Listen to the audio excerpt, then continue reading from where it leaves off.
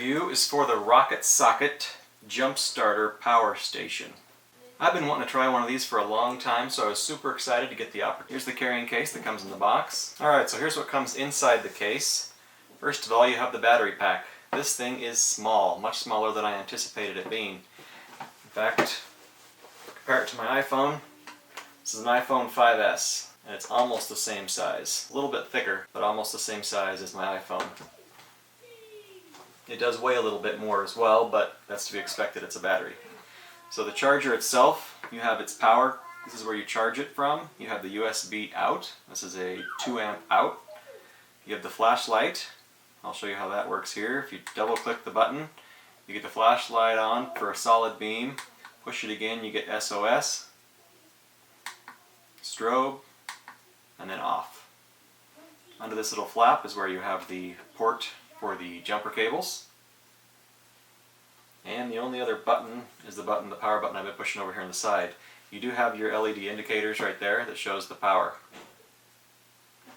Now this little charger is a 200 amp current and 400 amp peak, and has 6,000 milliamps for charging, which is enough to charge a cell phone a couple times and an iPad probably once. In addition to the battery pack, you get this cable for charging your accessories. It's got your USB on one side, and then you have your 30-pin Apple port on this tail, as well as a lightning port and a micro USB. So these three should be able to charge pretty much any phone or device that you have, and it works quite well. Also, you have a car charger to charge the battery pack, and a wall outlet charger to charge the battery pack. Comes with a small little quick guide to give you a few tips on how to use it, and then the jumper cables. Now using this is actually quite simple.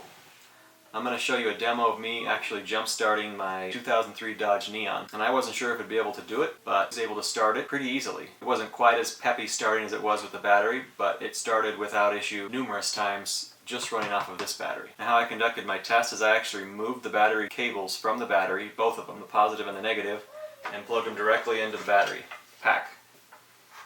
So the only battery connected to the car was this battery right here, and it was able to start the car, and I started it 6 times without any issue.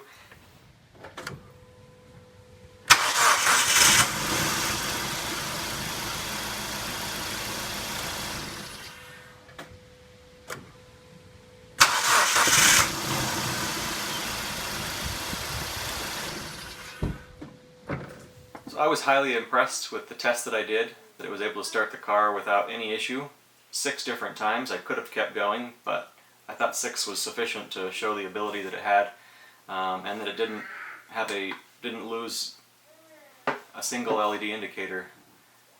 So there's still significant power left in here. The other thing was I tested it after each start to see how warm this was getting, and it didn't really warm up at all, being the only thing connected to the car, starting the car 6 times.